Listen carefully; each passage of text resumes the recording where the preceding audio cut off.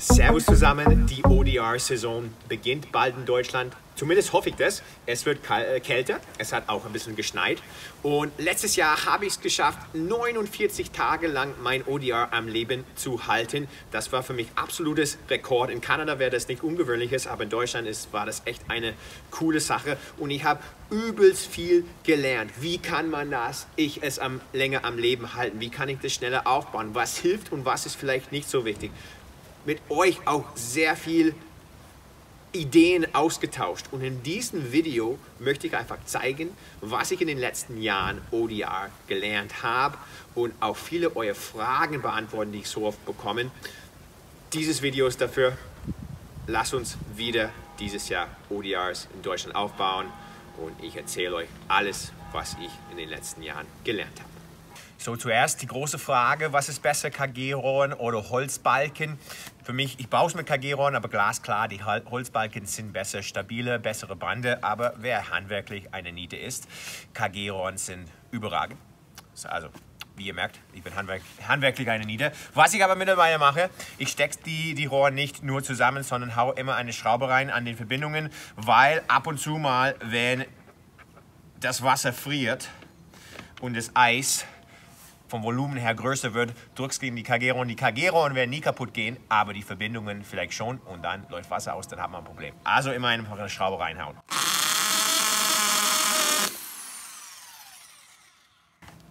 Fertig. Okay, so heute will ich endlich mal das Ding hier fertig bringen. Nächsten Punkt, klar, wir haben immer darüber geredet, so ebenerdig wie möglich. Egal was ich hier mache, ohne Großgeräten, werde ich immer hier Gefälle haben von ungefähr 10 cm. Ist das schlimm? Na, es ist nicht gut, aber wird trotzdem frieren, wenn es kalt genug wird. Aber ich habe ein paar Styroporrollen hier vom letzten Saison. Die alten, die werde ich an den tieferen Stellen drunter legen, und den Bonus dazu ist, dass es die Erdwärme isoliert. Und ich hatte letztes Jahr an manchen Stellen Styropor drunter und manche Stellen nicht. Und das Eis war tatsächlich immer fester und hat länger gehalten, wo Styropor drunter war, als wo kein Styropor war. Also, es ist noch uneben. Ich habe nicht gerade die SAP-Arena hier gebaut. An einer Stelle 2 Styroporplatten, ansonsten überall 1, und hier ist es viel zu hoch, da kann ich keine drauflegen. Ist auch am Ende des Tages die Frage, wie viel Styropor du im Sommer lagern möchtest, weil du brauchst auch welches für oben drauf an warmen sonnigen Tagen. Das ist fast wichtiger wie für unten, aber somit kann ich meinen Boden ein bisschen ausgleichen. Wenn wir den Garten fertig haben, dann wird es hier ebenerdig sein, aber momentan ist es das Beste, was ich machen kann. Und es ist jetzt Zeit für die Plane, und ohne Witz, das ist die häufigste Frage, die ich bekomme: Woher hast du die Plane her? Aber das ist denkbar einfach. Amazon ist in dem Fall euer Freund. Einfach auf Amazon weiße Abdeckplane googeln, auf Nummer sicher gehen, dass es wasserfest ist, aber fast jede Plane, die man kauft, ist auch wasserfest. Schaut, dass ihr es natürlich etwas größer bestellt als die Fläche selbst. Mindestens 1 Meter Toleranz, würde ich sagen, eigentlich 1,5 Meter bis 2 Meter Toleranz. Und der allerwichtigste Punkt: die Plane soll weiß sein, beziehungsweise zumindest hell. Ich sehe so viele Leute jedes Jahr, die bauen eine Eisfläche mit einer schwarzen Plane. Wenn es bewölkt ist und es kalt ist, kein Problem. Sobald die Sonne rauskommt, dann hast du eine Suppe. Weiße Plane, oder viele nehmen Silofolie, die ist klar, und wenn du Styropor drunter hast, dann geht das auch. Andere sehr wichtige Frage, die ich immer bekomme: Macht die Plane euer Rasen kaputt? Nein, auf gar keinen Fall. Aber wenn du Styropor direkt auf dem Rasen legst, dann geht der Rasen doch kaputt und du wirst nachsehen müssen. Also Styropor ist immer verbunden mit kaputten Rasen, die Plane selbst nicht. So, meine Eisfläche wird dieses Jahr 10 mal 5 Meter, und bei einer Plane von der Größe hilft es unheimlich, wenn du jemanden dabei hast, um es mit dir auszurollen. Meine Schwiegereltern sind glücklicherweise zu Besuch. Mein Schwiegervater ist handwerklich begabt, nicht wie ich. Ich glaube, wenn er länger hier bleiben würde, dann würden wir wirklich eine Plattform für die Fläche bauen und vielleicht sogar eine Kühlanlage. Das ist aber Zukunftsdenken, aber es ist immer schön, wenn du jemanden dabei hast, dann geht das Auflegen von der Plane viel einfacher.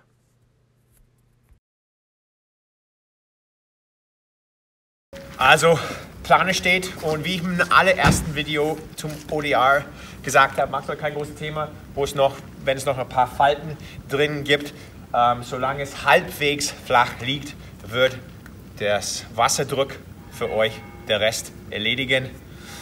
Jetzt fülle ich es auf und ich denke, jeder ODR-Eismeister immer betet ein kleines bisschen, wenn Wasser reingeht, hält die Konstruktion, man wird immer ein kleines bisschen nervös. Deswegen schaue ich, dass ich es immer auffülle, auch wenn es lang dauert, dass ich daheim bin und vielleicht in 2 Schichten das mache, falls ich irgendwo wegfahren muss. Nur für den Fall der Fälle, dass irgendwas kaputt geht oder die Plane verrutscht. Das ist mir einmal passiert.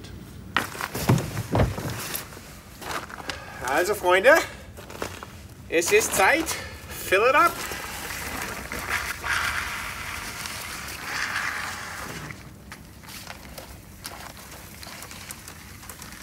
Scheinbar haben einen Schlauch gefroren. Das wird schon kommen.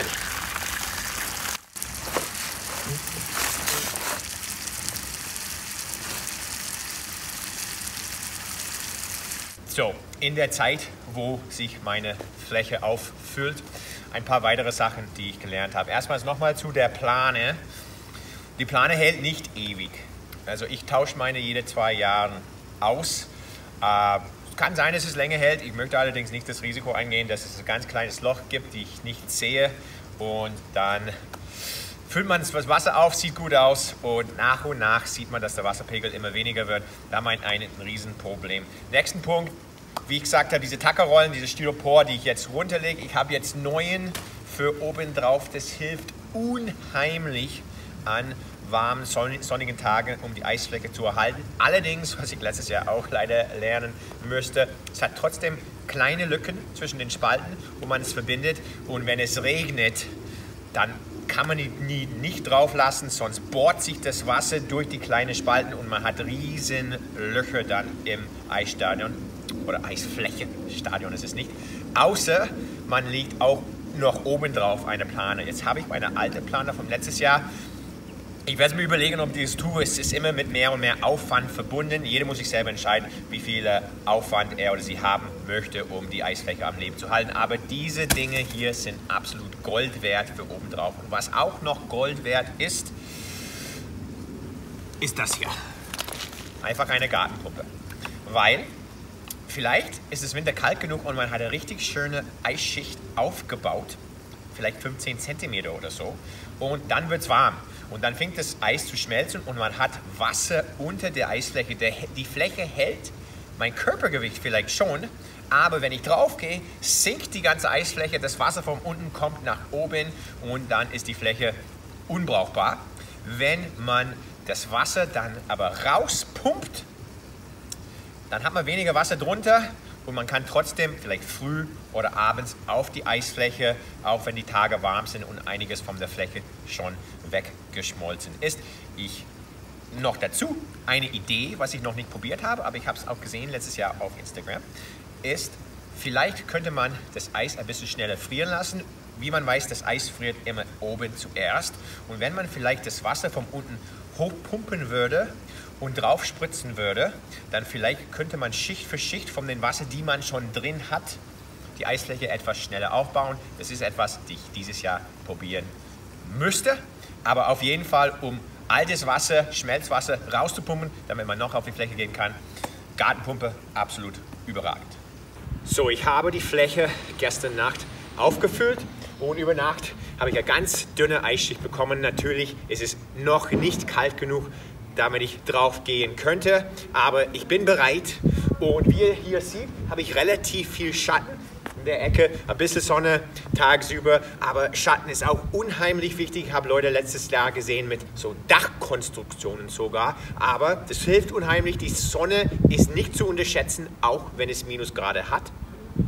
Ich hoffe, dass ihr aus diesem Video einiges lernen könnt, was ich in den letzten paar Jahren gelernt habe. Ich hoffe, dass ihr es auch diesen Winter anwenden könnt und ich hoffe wirklich, viele ODRs in euren Gärten wieder diesem Winter zu sehen. Von daher viel Spaß beim Aufbauen, verschwendet keine Zeit damit, baut es jetzt auf wir sehen uns diesen Winter auf unserer Eisfläche.